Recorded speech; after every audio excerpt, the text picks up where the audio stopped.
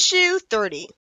Sonic frees Manimals from badniks yet again, saying that he deserves a dozen cheers for something he could do effortlessly, and makes an excuse not to go out for a cola with Amy because he's not thirsty. So Sonic spending an entire month with her on Miracle Planet didn't endear her to him. You'd think she'd get a clue. A weird-looking Mobian woman says that the zone she's from was invaded by a monster, and Amy says resentfully that she'd like a word from him if he's not too busy.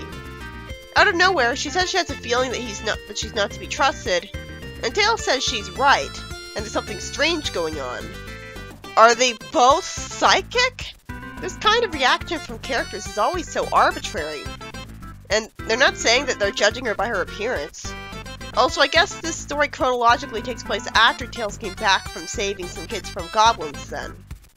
Take that out of context. Sonic naturally dismisses her intuition as jealousy, which I thought it was at first too. Is Amy supposed to be psychic in this comic, like in the manual of Sonic CD? If not, that's a huge missed opportunity for her to be useful with it, since anyone could use a crossbow. But if so, that at least explain her knowing the future. Sonic goes into a city with her, defeats a robot, and she morphs into a giant monster, trying to punch him. Fortunately for him, he decides to jump out of the way in time, despite us not seeing him look behind him first to know that he had to do that, as he knows what's happened right away. The girl says that she's Metamorphia and can mutate to any form she wants, and explains that this is her zone, the Grim Zone. She then turns into sleeping gas for Sonic, and he gets put in a cell of Eggman's, because of course she had to be working for Eggman instead of being her own separate villain. Sonic is unable to escape the cell because any force he uses is reversed back at him. He reasons that since any energy he uses will have the opposite effect, maybe he should just relax and enjoy his new home. This magically destroys the block. Well, okay then. And his enemy just says he should have known the retro block was no match for Sonic. I said he there because in this panel she looks like Johnny Lightfoot in silhouette. She then lampshades what a smug hero Sonic is, calling him a hero when as the villain she should be thinking of him as the bad guy in the wrong. And she mutates into a rocket. I'm reminded of Eve right now with her transforming power. He says that her vapor trail is easy to follow.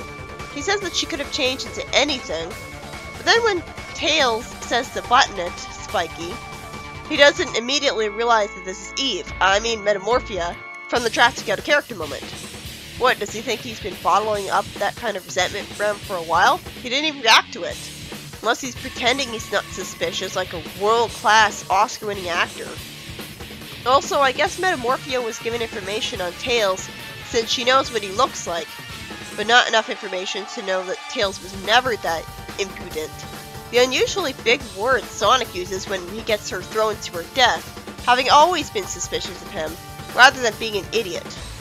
I have a question. If she can morph into literally anything and function the way you'd expect, why can she not fly like Tails? She has to have magical powers to be able to do everything she's doing in the first place. Anyway, she falls into the fire, and Sonic makes puns to Amy, telling her the literal truth about what happened. And of course, Metamorphia survived to avoid wasting her concept, as she assumed a fireproof form and swore revenge on Sonic.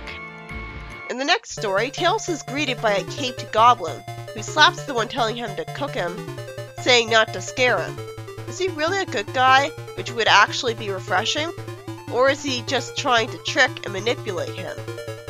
He says Tails is his friend out of nowhere, so obviously it's the latter. He tells him to see who he's got in a tent, and the Goblin Prince shows Tails some happy fox kids, one of whom says they don't need rescuing and they're allowed to stay up as late as they want and even drink as much lemonade as they like. They're even allowed to play with a sword. Either they're fattening them up for dinner and spoiling them so they won't get suspicious, and I don't see the point of those games instead of just keeping them in an unescapable cell, or they're illusions. Then the Goblin Prince says that the kids are going to help him play a trick. Yeah, going to. Can he be any more obvious? How stupid would Tails be to buy this? He then asks Tails if he wants to help him play a trick too. Tails says, "You must think I'm really stupid. A friendly goblin?" That's both racist and genre-savvy at the same time. The prince says he's sure he's not stupid, and he'll just leave to do his work. rather than complaining and calling him out on the stereotyping. One of the Fox kids says that the prince is taking them back to the castle to play hide and seek with the Goblin Queen. And his twin brother says that when they go to hide, the prince is going to hide them so well that the queen won't be able to find them as a good joke. Wouldn't everyone already know about what the Goblin Queen usually does with the Fox kids by now? Wouldn't that be world famous? Like, wouldn't news spread of it? But I guess this is a medieval world without the internet. Tails is worried and wishes that Sonic were here because he'd be more confident in what to do. They all get sent to the castle, and the prince says that the queen calls hide-and-seek fox hunting. Can he be any more obvious? The Goblin Queen tells them to run as fast as they can, and while her secret police red jackets will be helping her chase them, they won't catch them until she catches up. Sounds pointless then. And the prince says he'll make sure the corridors are clear, calling the queen his sister. I guess the goblins are really racist since they're treating what's clearly sentient people as mere foxes for them to hunt, which they'd otherwise be uncomfortable with. At least one of the Fox kids says he doesn't like the game anymore. It just started. What's with the anymore? The story ends with them being cornered by the queen.